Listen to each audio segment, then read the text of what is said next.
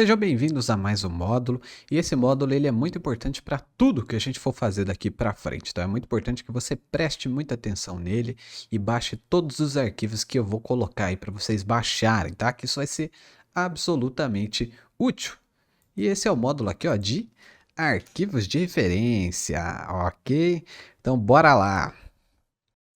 Os arquivos de referência, né, eles são exatamente o que eles dizem, são arquivos de referência para a gente ter referência para criar os nossos projetos com base em coisas que a gente já tem para usar, que a gente não tem controle para mudar, né? Como por exemplo, o Face Mesh que eu falei para vocês mais atrás, a gente tem um arquivo para fazer uma arte nele e ele já se encaixar perfeitamente. E é o próprio Facebook que disponibiliza para a gente esses arquivos, ok?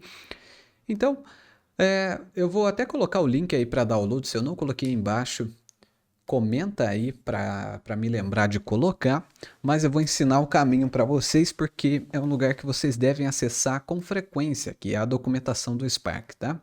Sempre que tiver novidades e atualizações que vão precisar principalmente de arquivos de referência, muito provavelmente vai ser lá que você vai encontrar, né? Como por exemplo, se a gente tiver um dia arquivo de referência de tracking da mão, vai ser lá que você vai encontrar, não sei se exatamente, mas num local parecido vocês já vão entender como é que funciona. Então, vamos aqui no site do Spark, né?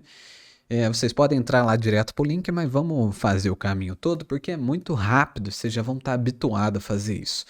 Onde que eu pego todos os arquivos para download? Tudo que você quiser sobre Spark envolvendo a documentação, cara, fica no aprender. Então, se tiver inglês aí, o meu por algum milagre está em português, venha no aprender. E aqui do lado, ó, tá vendo que aqui está em inglês? Você vai ter esta linda opção que é a de downloads. Então, quando eu clico nela, né, eu vou ter essa página com tudo que a gente tem para baixar aqui. Então a gente tem o SparkR, né, para baixar propriamente dito. A última versão do Spark sempre vai estar aqui em primeiro. Aí ele está até falando aqui, ó, que só tem em inglês.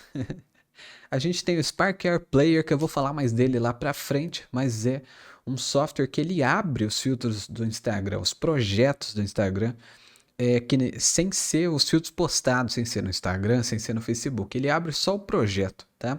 Mais para frente eu vou falar de usos para ele que podem ser bem legais e já tem até aqui, ó, para o óculos, né? Que é o óculos de realidade aumentada, de realidade virtual, aliás, ele já consegue ler arquivos do Spark, tá? E aí a gente tem para computador também, ou seja, você pode testar os seus filtros aí ou usar para outras aplicações que eu vou falar lá na frente também. Os requisitos aqui do sistema para você baixar e uma coisa muito importante também aqui são as versões antigas do Spark. Sempre tem aqui, ó, de uma, duas, três, quatro, cinco versões para trás. E para Mac tem algumas bem mais antigas aqui, mas que já são até obsoletas, ok? Então sempre foque nessas cinco versões aqui, porque muitas vezes, cara, vem uma versão super bugada, igual a 115 que veio aí. Então você fala, cara, não quero usar 115, vem aqui, baixa a antiga aqui, ok? Depois eu vou fazer um vídeo só sobre isso, sobre baixar versões antigas lá para frente como extra, tá bom? Mas já sabe que é aqui. E finalmente a gente chega aqui nos ativos de referência facial, que são os Face Reference Assets. E ele vai dar aqui esse link, baixar os ativos de referência facial. Quando eu clicar nele, vai fazer o download direto, ó, do arquivo em zip. Vou até salvar aqui numa pastinha. Aí que a gente já vai falar daquilo ali que vocês viram ali o nome. E vai vir este arquivo zip aqui que eu coloquei na imagem para vocês, né? Vocês conseguem abrir pelo próprio Windows ou, como todo mundo já deve conhecer, aí, o WinRAR. Então eu vou extrair ele aqui para mostrar para vocês o que que vem, tá? Então ele vem duas pastinhas aí, a pasta de texturas e a pasta de Mesh, que são os arquivos em 3D, ok? E eu vou explicar um pouquinho o que são cada um desses arquivos aí, beleza? Então vamos lá. A gente tem aí os Face Reference Assets oficial, que são as imagens, né? Eu esqueci de colocar as meshes em 3D aí. E você pode baixar lá direto do Spark, ou você pode baixar aqui embaixo o que eu separei para vocês, que é os meus arquivos aqui, os assets do Kevin, que eu coloquei uma mesh a mais para vocês, tá? Então, a gente tem aí os arquivos de imagem e os arquivos 3D. E esse que eu coloquei a mais, o Bust Occluder, que é para fazer oclusão de ombros, que vocês vão aprender lá para frente, mas já baixa aí que a gente vai usar lá, tá? Então, se você comprou o curso, tá aí embaixo, só baixar que você tem o zip aí, né? Que é o assets.kevin.zip. Baixa aí, pega lá. E agora vamos ver cada um deles, tá bom? Arquivo 3D do Face Mesh. Vocês lembram que eu expliquei para vocês que a gente tem o Face Mesh lá no Spark, onde ele emula em uma malha 3D o formato do rosto do usuário que está usando um efeito, certo? Quando a gente vai fazer alguma modificação, por exemplo, aumentar uma bochecha, aumentar o tamanho da boca, né, fazer um efeito de cirurgia plástica ali, a gente precisa fazer isso através do arquivo de referência 3D desse Face Mesh, porque é através dele que o Spark emula o rosto da pessoa. Ele pega esse arquivo aqui, ó, tá vendo? Essa malha 3D e encaixa ela no rosto do usuário. Então, ela serve tanto para a gente testar algumas texturas, vamos supor que quando a gente vai estar fazendo uma maquiagem, um delineado, a gente consegue testar em tempo real nessa malha 3D, como serve também para a gente fazer essas deformações no rosto, serve como referência para a gente modelar objetos 3D como um óculos, por exemplo. Se você já modela em cima desse arquivo, a hora que você jogar para o Spark, ele já vai ir certinho, tá bom? Então, é muito importante o Face Mesh 3D, é para isso que ele funciona, beleza?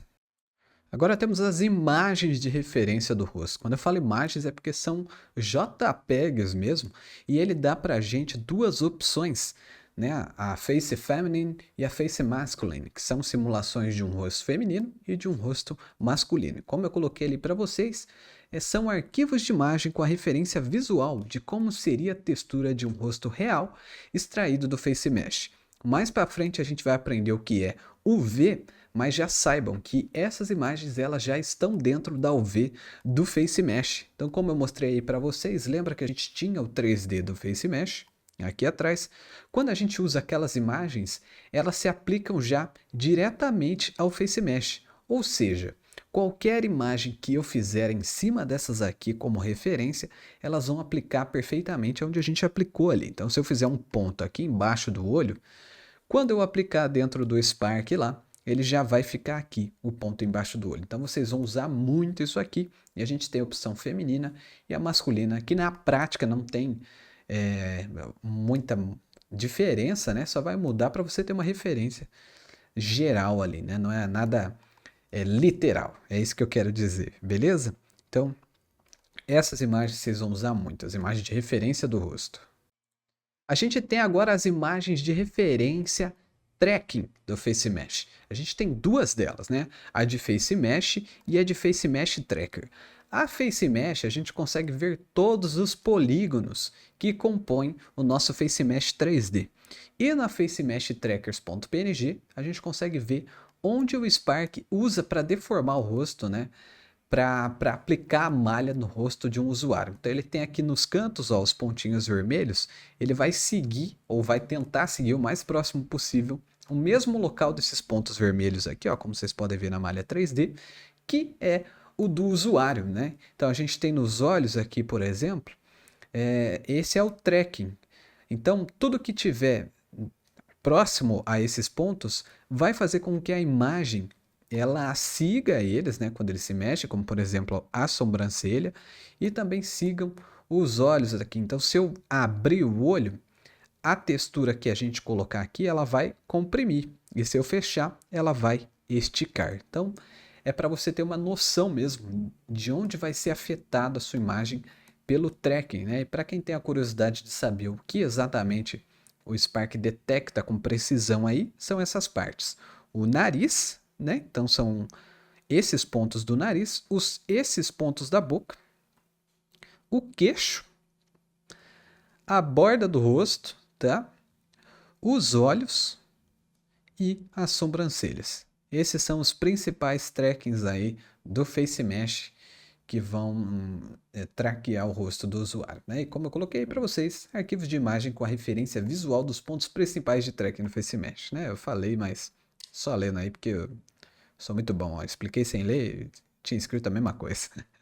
Mas é muito importante, é muito legal para você ter uma visualização da malha, tá? Vai ser muito útil isso lá para frente, vocês vão ver, beleza? E agora a gente tem essa textura que é a de suavização das bordas do Face Mesh. Arquivos de imagem usada para suavizar as bordas de um Face Mesh. Então, quando a gente usa uma imagem padrão dentro do Face Mesh, ele fica com a borda dura aqui, ó, como vocês podem ver aqui no exemplo do track, tá vendo? Que fica a borda dura. E muitas vezes você vai fazer alguns efeitos e eles ficam muito grosseiros. Então a gente usa várias técnicas para deixar isso mais suave, e uma delas é essa própria imagem que vem com os arquivos de referência, que é de Face Mesh Mask.png. Ela é, ó, tá vendo? Este círculo transparente que, se você for comparar aqui, ó, no mesmo quadrado, ela faz um círculo transparente aqui, o que deixa as bordas mais suave, como eu coloquei no exemplo para vocês. Ela vai ser uma das suas melhores amigas, mas a gente vai aprender a fazer sem nenhuma imagem esse efeito também, tá? Mas no começo a gente vai usar bastante, então guarde com muito carinho. Red Occluder, que seria o arquivo em 3D aí, né, de oclusão da cabeça. Objeto 3D usado para esconder, entre aspas, parte de objetos em torno da cabeça, como por exemplo um chapéu. Quando a gente fala de realidade aumentada, né? Quando a gente extrai uma imagem nossa da câmera, a gente só tem o 2D dela, né? Então a gente tem que explicar para o Spark que aquela pessoa, ela é tridimensional. Então lembra que eu mostrei para vocês lá o Bob Esponja em 2D, o Bob Esponja 3D?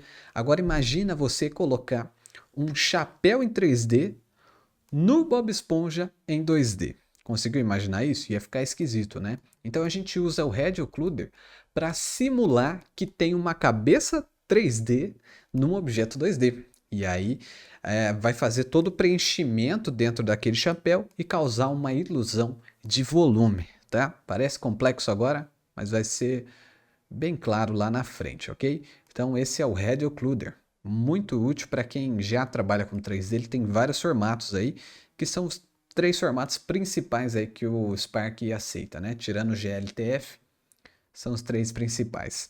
Beleza? Então esse é o Red Occluder.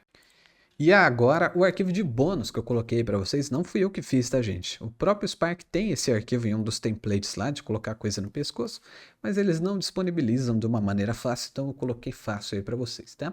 Que é a oclusão de pescoço, que é um objeto 3D usado para esconder partes de objetos em torno do pescoço, como por exemplo colares. E eu coloquei aí entre parênteses, né, gambiarra pura. Por quê? Porque até então o Spark ele não tem um tracking de ombros. Então ele faz todo esse cálculo aí, né? E eu vou ensinar vocês a fazer também, baseado no movimento do rosto. Então não é perfeito, mas até que funciona legal. Então, se por acaso a gente tiver a ter um tracking de ombro, vai dar para fazer isso aqui de maneiras diferentes, mas por enquanto, como não tem, a gente vai usar o Bust Occluder mesmo, tá? Então, como vocês podem ver pelo formato dele ali, ele cobre até uma certa parte do pescoço ali e vai um pouquinho até quase o ombro e pega o comecinho do peito. E essa é a proposta mesmo para a gente colocar colar, cachecóis e esse tipo de coisa, que vai contornar o pescoço, né? E para a gente fazer esse volume aí dentro. Então seria uma gravata, qualquer coisa desse tipo, tá bom? Então esses foram os arquivos de referência, e só falando que você pode criar outros arquivos de referência baseado nesses aí para facilitar o seu dia a dia, né? Como por exemplo criar um PSD onde tem todos esses arquivos em um só. Isso mesmo, dá para fazer sempre que você for usar, tá? Você pode usar da melhor maneira que você quiser, mas não tem como deixar de usar. Então não ignora eles, baixa eles aí, já deixa uma pasta lá, facinho para você acessar, porque você vai usar com muita frequência nesse curso, tá? Eu vou cobrar de vocês que vocês usem, então deixa isso fácil para não ficar perguntando onde que baixa, onde que tá, e não lembro onde eu salvei. Baixa aí, deixa bem guardadinho, tá? Quero só ver, hein?